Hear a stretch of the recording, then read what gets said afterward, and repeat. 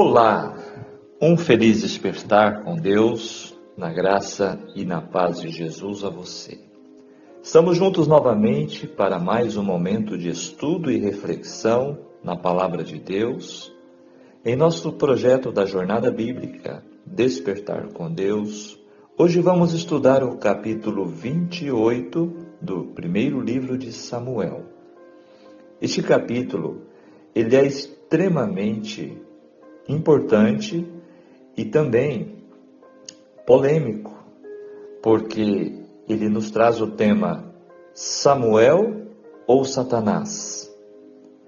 Neste capítulo encontramos o rei Saul em seu desespero, em seu afastamento de Deus, depois de não receber respostas diante da sua contínua rebelião. Agora ele vai buscar resolver consultar a uma feiticeira. Que situação! Realmente Saul estava em um caminho agora sem volta. Desde que Adão e Eva caíram em pecado, Satanás tem buscado o domínio sobre cada pessoa neste mundo. Embora existam diversas crenças mundo afora, inclusive aqueles que não acreditam na existência de Satanás, a verdade é que o grande conflito entre o bem e o mal existe e está chegando ao desfecho final. O capítulo de hoje nos apresenta um acontecimento trágico na vida de Saul e também um polêmico assunto teológico sobre quem realmente apareceu a Saul e a feiticeira, Samuel ou o próprio Satanás. Não podemos obter a resposta verdadeira se não estudarmos a Bíblia de forma correta. O que você sabe e entende sobre esse acontecimento? Vamos ver qual a verdade sobre isso? Então, permaneça, continue conosco, aproveite e se inscreva se você não é inscrito, deixe o seu joinha, dando aquele apoio para este canal, este projeto de estudo diário da Palavra de Deus. Vamos à análise dos textos. Verso 1. Fica sabendo que comigo sairás. Não se tratava de um convite, mas de uma ordem. No Antigo Oriente, aceitar asilo num país implicava obrigações de serviço militar. Então aqui, Davi, diante do rei Aquis, o rei filisteu, estava em dificuldades agora. Ao se deparar com dificuldades, Davi por vezes mentiu. Desta vez, mentir não pôde resolver seu problema. Quando questionado por Aquis se lutaria contra Israel, Davi respondeu ambiguamente, e Aquis tomou suas palavras como uma resposta afirmativa. A solução ao problema de Davi será dada no capítulo seguinte. Versículo 2, minha guarda pessoal para sempre. Aqui, o rei Aquis, então, coloca Davi diante de uma escolha infeliz que Davi fez de ir buscar refúgio entre os inimigos de Deus, do povo de Deus, né? Em contraste com as consistentes respostas de Deus às questões de Davi, dos versos 3 a 25, alinha-se a comunicação de Saul com Deus que estava interrompida. Saul havia matado os sacerdotes de Deus, Samuel estava morto, enquanto a estola sacerdotal estava com o sacerdote Abiatar, que era leal a Davi. Este capítulo, então, conta a história da consulta de Saul a uma médium espírita de Endor. o que levou à sua derrota e morte. A região, verso 4, diz que era Sunem, Gilboa. Essas duas cidades se situavam nos vales opostos do vale de Jezreel. Verso 6, não lhe respondeu. O Senhor nunca rejeita aquele que se aproxima dele com humildade e sinceridade. A resposta pode não vir do modo ou tempo esperado, mas Deus atenta à petição e faz o melhor de acordo com as circunstâncias. Uma vez que Saul tomara a decisão voluntária de seguir seus próprios impulsos, Deus permitiu que ele colhesse os frutos daquilo que ele semeou. Se ele tivesse, prestem bem atenção, se Saul tivesse se arrependido realmente e sido submisso, o Senhor poderia ter transformado seus erros em degraus para o sucesso. A experiência de Saul ilustra a verdade bíblica, o princípio, aquilo que o homem semear, isso também ceifará. Gálatas 6, verso 7. A consulta de Saul foi instigada, sabe por quê? Ansiedade e não piedade. Então diz que nem por Urim, as predições de eventos futuros por meios legítimos não estavam mais disponíveis a Saul. Seu sacerdote pode ter fabricado uma estola sacerdotal no lugar da original. Não estava mais com aqueles que estavam com Saul. Houve uma falsidade aqui. Verso 7, apontai-me uma mulher. Em sua pressa, Saul recorreu à fonte de informação que ele mesmo havia condenado no seu reinado. Esta cidade Endor, ela localizava-se a 10 quilômetros de Sunem. A crônica do verso 7 a 25 fora escrita por uma testemunha ocular, logo por um dos servos de Saul que o acompanhara, a necromante. Frequentemente esses servos eram estrangeiros e quase sempre supersticiosos, crentes no erro. Então olha que dado interessante o nosso estudo apresenta aqui. Quem narrou esse episódio da visita de Saul à feiticeira foi um servo estrangeiro que acreditava nos espíritos, ok? Razão porque o seu estilo é tão convincente. Esta crônica, que é parte da história de Israel, pela determinação divina, entrou no cânon sagrado, ou seja, nas Escrituras. E deve estar lá como estão os discursos dos amigos de Jó. As afirmações do autor de Debaixo do Sol, a fala da mulher de Tecoa, em 2 Samuel 14, vamos ver ainda para frente. Ou seja, palavras e conceitos humanos. Infelizmente, esta crônica é interpretada por muitos sob o mesmo ponto de vista do servo de Saul. Analisando-se o caso, não negamos a sinceridade da mulher. E também da moça de Atos 16, foi sincera. Recorremos diretamente à Bíblia, que em si mesma tem os argumentos necessários para desmentir as afirmações do servo de Saul. Olha que interessante explicação encontramos aqui hoje. Fosse Samuel o veículo transmissor, seria o próprio Deus respondendo, pois Samuel não podia falar senão pela inspiração. E se não foi o Senhor, quem falou então? Não foi Samuel. Consultar os espíritos familiares é condenado pela Bíblia inteira.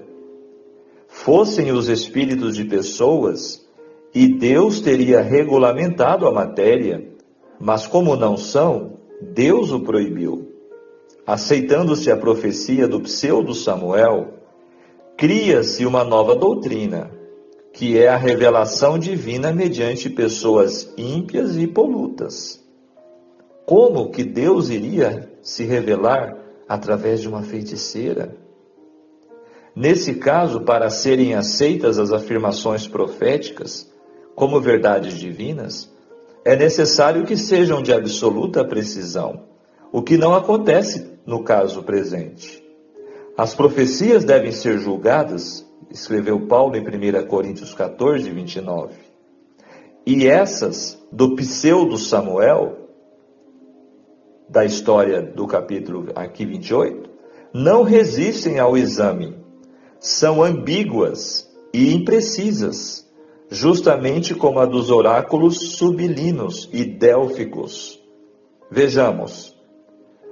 Saul não foi entregue nas mãos dos filisteus.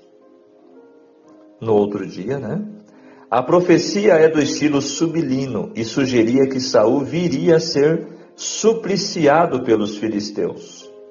Mas o fato é que Saul se suicidou e veio parar nas mãos dos homens de Jabes Gileade. Saul apenas passou pelas mãos dos filisteus. Infelizmente, o pseudo-Samuel não podia prever esse detalhe. Ponto B. Não morreram todos os filhos de Saul, quando a feiticeira, ali pelo Espírito, disse, tu e teus filhos.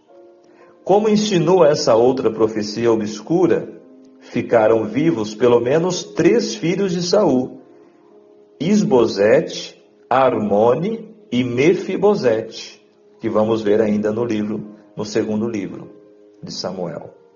Portanto, apenas 3 morreram, como indicam clara e objetivamente os próximos capítulos. Terceiro ponto, Saul não morreu no dia seguinte. Como o pseudo-Samuel falou, amanhã estareis comigo.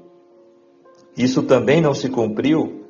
Esta é uma profecia do tipo délfico, ambígua. Saul morreu cerca de 18 dias depois.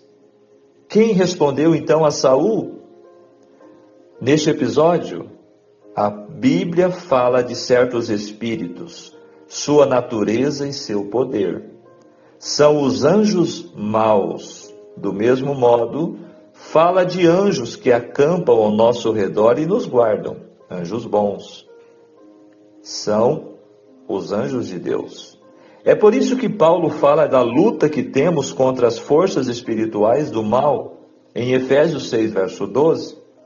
E é pela mesma razão que Deus proíbe consultas aos mortos, em Isaías 8, 19 e 20. Por quê? Porque esses são falsos. Então, no verso 9, Saul eliminou da terra os médiuns e adivinhos. Apesar de ter ele eliminado o pecado da feitiçaria da terra, ele não o eliminou do seu coração. Podemos denunciar o pecado, mas se o nosso coração não for transformado e mudar, os pecados retornarão. Agora o verso 12, tu mesmo és Saul. A informação foi dada de forma sobrenatural, porém não era de origem divina. A Bíblia declara que Saul morreu, porque interrogara e consultara uma necromante e não ao Senhor, em 1 Crônicas, capítulo 10, verso 13 e 14. O ensino de que o espírito dos mortos volta para se comunicar com os vivos se baseia na crença de que o espírito do ser humano sobrevive em estado consciente após a morte e de que, na verdade, o espírito é a pessoa. A Bíblia ensina que o espírito volta por ocasião da morte a Deus que o deu. Eclesiastes 12, verso 7.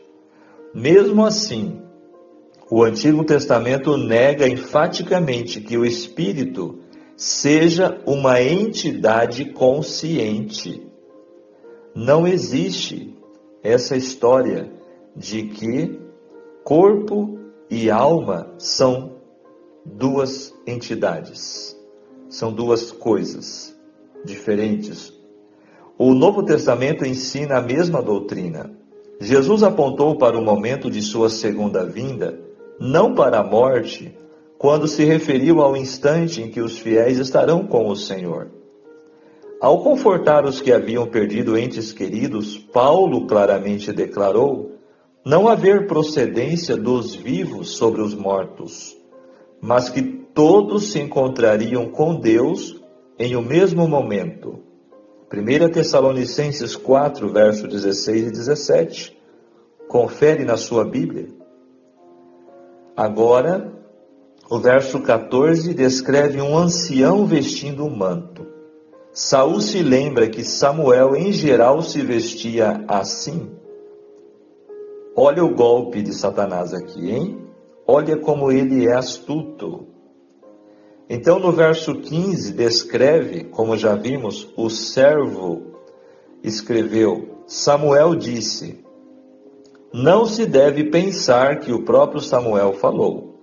O escritor descreveu os acontecimentos como eles pareciam, algo normal numa narrativa. A Bíblia também fala sobre o sol nascer e se pôr. Na realidade, não é o sol que nasce e se põe, mas sim a terra que gira. No versículo em análise, o contexto e uma comparação com outras passagens deixam claro que uma personificação de Samuel estava proferindo as declarações atribuídas ao falecido profeta. Agora, ele diz, fazendo-me subir. Fica claro que os antigos, de modo geral, imaginavam que uma região subterrânea constituía a morada dos mortos. Olha só. Caso a doutrina apoiada pela maior parte dos cristãos, de que o justo sobe ao céu por ocasião da morte, fosse defendida desde a antiguidade, o pedido seria para fazer Samuel descer, e o espírito que personificou Samuel teria dito, por que me inquietaste, fazendo-me descer? Olha que interessante. Por que você me perturbou? Uma óbvia contradição, o que está escrito em Eclesiastes 9, versos 5 e 6, que ensina-nos que os mortos repousam em silêncio e permanecem imperturbáveis. Gente, esse capítulo aqui, ele é muito, mas muito importante você entender corretamente, tá? Verso 19, o Senhor entregará também Israel contigo nas mãos dos filisteus. Com a batalha se aproximando, o diabo levou Saul a sentir que já tinha perdido.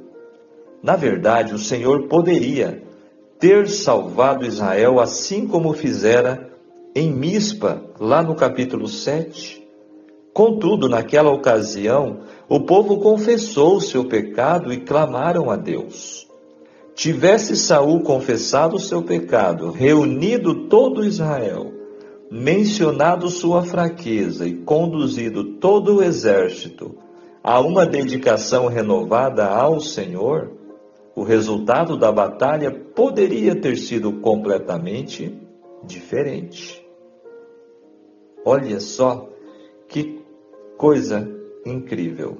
Realmente, Saul, ele buscou passo a passo a sua derrota, a sua destruição e até do povo, né? Verso 24 descreve agora, depois dessa situação, Saul fica extremamente abalado, abatido, imagina, consultou o próprio diabo, agora ele não queria nem comer, e então insistiram com ele, preparando bolos asmos, pão sem fermento. E ali, naquela terrível situação, ele se alimentou, pois estava muito fraco. Vamos ao Comentário agora do espírito de profecia, falando de Saul e a feiticeira. Saul soubera que Davi e sua força estavam com os filisteus e esperava que o filho de Jessé aproveitasse esta oportunidade para vingar-se dos males que tinha sofrido. O rei estava em grande angústia. Fora sua própria paixão incoerente, incitando-o a destruir o escolhido de Deus, que envolvera a nação em tão grande perigo.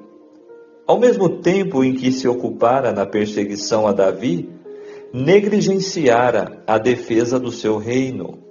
Os filisteus, tirando vantagem da condição desprotegida do reino, penetraram bem no centro do país. Assim, enquanto Satanás estivera a insistir com Saul para que empregasse toda a sua energia na caça a Davi, a fim de que o pudesse destruir, o mesmo espírito maligno inspirara os filisteus para que aproveitassem a oportunidade para levarem a efeito a ruína de Saul e subverterem o povo de Deus. Isso está na página 675 do Patriarcas e Profetas. Continua o texto.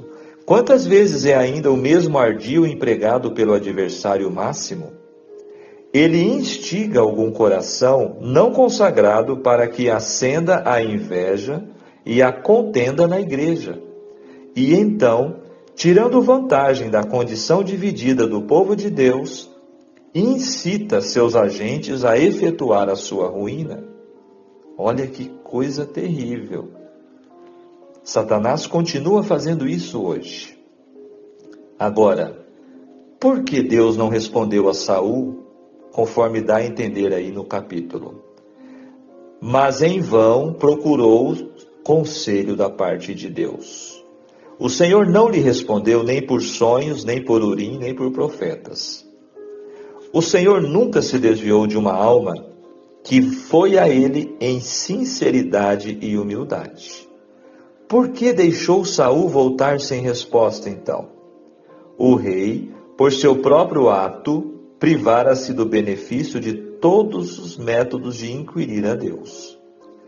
Rejeitara o conselho do profeta Samuel, exilara a Davi, o escolhido de Deus, matou os sacerdotes do Senhor. Poderia ele esperar ser atendido por Deus, quando interrompera os condutos de comunicação que o céu determinara? Afastara pelo seu pecado o Espírito da graça, e poderia ser atendido por sonhos e revelações do Senhor? Saul não se voltou a Deus com humildade e arrependimento. Não era o perdão do pecado e a reconciliação com Deus o que ele buscava, mas era o livramento de seus adversários. Pela sua obstinação e rebelião, ele separara-se de Deus. Não poderia voltar a não ser por meio do arrependimento e contrição.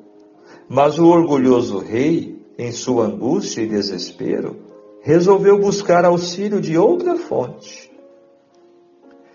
Olha como fica claro este texto explicando tudo que envolveu essa situação de Saul. Portanto, Saul rejeitou a última oportunidade de arrependimento. Olha só. Disfarçando-se, Saul saiu de noite, apenas com 2 auxiliares, a fim de buscar o retiro da feiticeira. Oh, que deplorável cena! O rei de Israel levado cativo por Satanás, à sua vontade. Que vereda tão tenebrosa para palmilhar em pés humanos, aquela que fora escolhida por quem persistira em ter seu próprio caminho, resistindo às santas influências do Espírito de Deus. Que cativeiro há tão terrível como o daquele que se acha entregue ao domínio do pior dos tiranos? A confiança em Deus e a obediência à sua vontade, a obediência à sua vontade eram as únicas condições sob as quais Saul poderia ser rei de Israel. Se ele tivesse satisfeito essas condições durante todo o seu reinado, seu reino teria estado livre de perigo, Deus teria sido seu guia e seu escudo onipotente. Deus tivera muita paciência com Saul, e embora sua rebelião e obstinação tivessem quase silenciado a voz divina na alma, havia ainda oportunidade para o arrependimento. Mas, quando em seu perigo se desviou de Deus para obter luz de um aliado de Satanás, rompera o último laço que o ligava ao seu Criador. Colocara-se completamente sob o domínio daquele poder diabólico, que durante anos tinha sido exercido sobre ele e que o levara às bordas da destruição. Quem era, na verdade, aquele espírito que falou então com a feiticeira e com Saul? Não foi o santo profeta de Deus, que veio com o poder dos encantamentos de uma pitonisa, de uma feiticeira. Samuel não estava presente naquele antro de espíritos maus. A aparência sobrenatural apenas foi produzida pelo poder de Satanás. Ele poderia tão facilmente tomar a forma de Samuel, como pôde tomar a de um anjo de luz quando tentou a Cristo no deserto. Quando Samuel vivia, Saul desprezara seu conselho e ressentira-se de suas reprovações. Agora, porém, na hora de sua angústia e calamidade, sentia que a guia do profeta seria a sua única esperança, e a fim de comunicar-se com o embaixador do céu, recorreu em vão ao mensageiro do inferno. Saul se colocara inteiramente no poder de Satanás. E agora aquele cujo único deleite consiste em ocasionar miséria e destruição, prevaleceu-se da oportunidade para efetuar a ruína do infeliz rei. Em resposta ao agoniado rogo de Saul, veio a terrível mensagem que pretendia-se provinha dos lábios de Samuel. Como Satanás aproveitou então essa situação? Em toda a sua conduta de rebelião, Saul fora lisonjeado e iludido por Satanás. É a obra do tentador fazer do pecado coisa insignificante, tornar o caminho da transgressão fácil e convidativo, cegar a mente às advertências e ameaças do Senhor. Satanás, pelo seu poder sedutor, levara Saul a justificar-se em desafio às reprovações e advertências de Samuel. Mas agora, em sua situação extrema, voltou-se a ele, apresentando a enormidade de seu pecado e a desesperança de perdão, para que o oprimisse até o ponto de chegar ao desespero. Está vendo como Satanás age? Ele primeiro oferece o pecado embalado com um pacote bonito, como se fosse algo fabuloso. Depois que a pessoa cai, aí ele leva agora a pessoa ao desespero, acusando e mostrando que não tem jeito. Terrível, não é mesmo? Nada poderia ter sido melhor escolhido para lhe destruir o ânimo e confundir o juízo, ou para o impelir ao desespero e à destruição de si mesmo. O que Saul conseguiu então com essa atitude deplorável? Que cena! Na rústica caverna da feiticeira, em que poucos momentos antes haviam ecoado palavras de condenação, na presença do mensageiro de Satanás, aquele que fora ungido por ordem de Deus como rei sobre Israel sentava-se para comer, preparando-se para a luta mortífera do dia.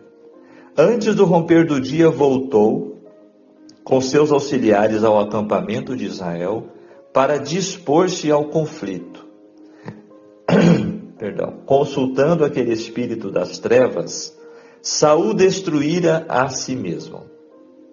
Opresso pelo terror do desespero, ser-lhe-ia impossível inspirar coragem ao seu exército. Imagina. Separado da fonte de força, não poderia guiar as mentes de Israel a olharem a Deus como seu auxiliador. Assim, a predição de males operaria o seu próprio cumprimento. Ou seja, Saul estava colhendo os frutos de suas tristes escolhas. Aqui termina na página 681 do livro Patriarcas e Profetas, deixando bem claro para nós todo o contexto deste capítulo 28. Agora, convido você para que este capítulo seja aplicado em nossas vidas hoje. Quais são as lições? Deus se comunica de diversas formas, através de sonhos, visões e por meio de seus profetas, ou respondia por meio dos sacerdotes no passado. Hoje, Deus fala através da Bíblia, a qual revela Jesus, o Verbo divino, a palavra. Porém, há meios de comunicação espirituais, ainda hoje, que é abominação para Deus. Por isso, quando ainda o rei Saul obedecia a Deus, ele havia expulsado do país os feiticeiros, os médiuns.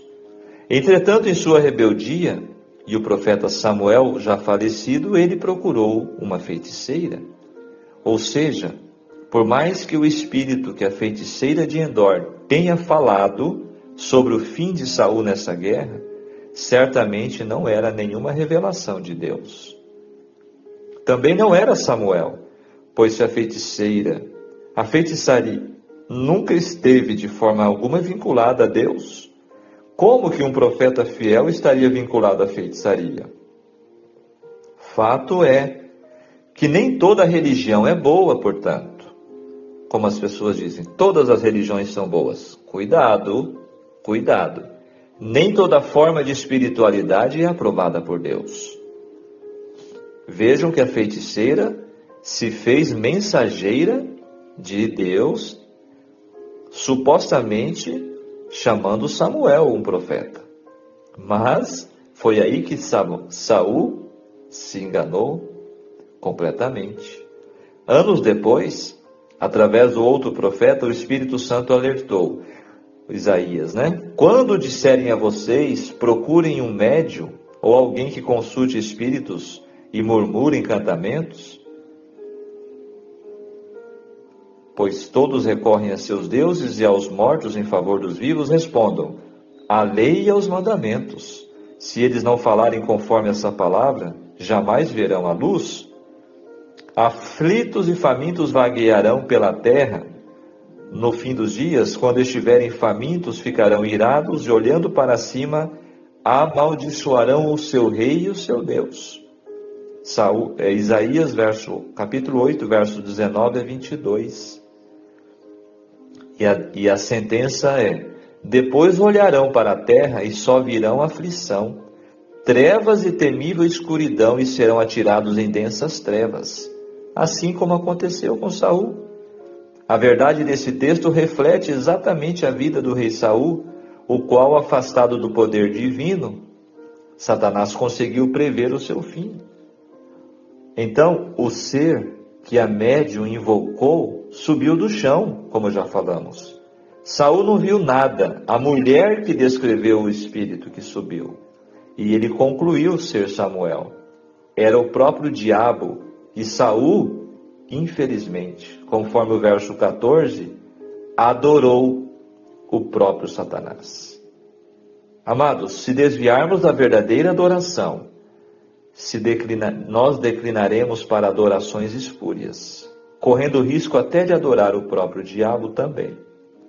Qualquer religião que se desvia da revelação divina está longe de ser aprovada por Deus. Portanto, o estudo de hoje deixa esse alerta para nós, para que nós tenhamos cuidado com o que apresentam aí mundo afora. Fechando nossa reflexão, percebam o que o falso Samuel disse a Saul no verso 16. Por que, pois, a mim me perguntas, visto que o Senhor te desamparou e te fez teu inimigo? Quer dizer que Deus desamparou Saul e se tornou seu inimigo? Mas que conversa é essa? Sabem que conversa é essa? Daquele que é especialista em distorcer a palavra de Deus. Satanás? Das duas, uma. Ou aquele Samuel era o próprio diabo, ou um de seus demônios personificados. Porque não é de admirar, escreveu o apóstolo Paulo, em 2 Coríntios 11, 14 e 15, que o próprio Satanás se transforma em anjo de luz. Não é muito, pois, que os seus próprios ministros, os anjos caídos, se transformem em ministros de justiça. Amados, Deus jamais desampara alguém que vá a Ele com sinceridade. Saul fez a própria escolha de fechar o seu coração para o Senhor. Por isso não conseguia mais ouvir a sua voz. Deus não é inimigo de ninguém. Ele nos convida a ser amigos. Samuel, como os demais filhos de Deus que já morreram, portanto, descansam para serem despertados uma única vez, para sempre, no grande dia do Senhor, conforme está escrito em 1 Tessalonicenses capítulo 3, versos 16 e 17. Então, cuidado com doutrinas baseadas em textos isolados da Bíblia. Muitos têm usado as Escrituras como fez Satanás no deserto. Satanás tentou Cristo usando a própria palavra de Deus fora de contexto. Mas Cristo venceu porque usou o assim diz o Senhor. Somos criaturas mortais e só há um que é imortal, o Rei dos Reis e Senhor dos Senhores. 1 Timóteo 6, versos 15 e 16. Portanto, amigo ouvinte da palavra de Deus, não perca tempo, com os engodos de Satanás, porque ele já está condenado à morte eterna. Apegue-se à promessa daquele que venceu a morte ao terceiro dia e disse: eu vivo, vós também vivereis. São João 14, 19. Vigiemos e oremos. Amém? Olha o pensamento de hoje. Quem vive com Deus, vive na plenitude da verdade. Essa é a nossa segurança, meus amados. Se a nossa fé pode viver sem a comunhão com Deus, ela não foi criada por Ele. Saul havia se afastado, passo a passo de Deus, desobedecendo, se rebelando e desobedecendo. Ele mesmo traçou o seu caminho, não foi Deus que o abandonou. Ele foi quem abandonou a Deus. E acontece hoje. Deus não abandona ninguém. É a pessoa que abandona a Deus. Que eu e você possamos realmente atentar para todos os ensinos que este estudo hoje nos trouxe. E se alguém falar para você que foi Samuel, então você já sabe agora explicar quem era aquele espírito que falou ali naquela consulta de Saul com a feiticeira. Foi o próprio Satanás. Vigiemos e oremos, né? Vamos orar. Maravilhoso Deus, querido Pai Celestial, muito obrigado, Senhor, pelo despertar de um novo dia. Muito obrigado pela sua graça e misericórdia que se renovam a cada manhã. Obrigado, Senhor, pelo seu grande amor e pela palavra, que é luz em nosso caminho, que não nos deixa, Senhor, andar nas trevas. Ilumina as nossas mentes com a tua santa verdade. Senhor, ajude-nos para que não sejamos enganados pelos ardis de Satanás. Dá-nos uma mente clara e disposta a te servir. Fica conosco em nome de Jesus. Amém. Que Deus te abençoe, que Deus te guarde. Tenham todos um ótimo dia e até o nosso próximo encontro. Tchau, tchau.